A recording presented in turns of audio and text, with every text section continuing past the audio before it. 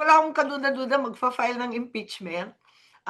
Parang, handang-handa na, eh. I believe so. Magugulat Mm. ako kapag hindi. Lahat 'yan magbabase sa ebidensya, pero sa ngayon wala naman tayong nakikitang ebidensya pa. Hindi ko alam kung ano ang, gagamitin ng, ah, katibayan laban sa kanya, kung may bago ba, kung may mabigat ba, kung papayag ba sa kanilang proseso ang Korte Suprema. Marami pa at, very speculative pa tayo at this point. Wala akong alam tungkol diyan kasi wala akong balak na tumulong, sa impeachment na 'yan. Wala akong nakikitang karagdagang grounds.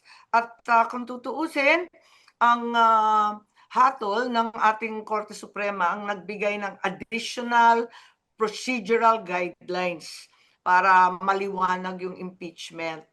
Kaya kinakailangan siguro ayusin muna nila yung impeachment saka natin makomentahan.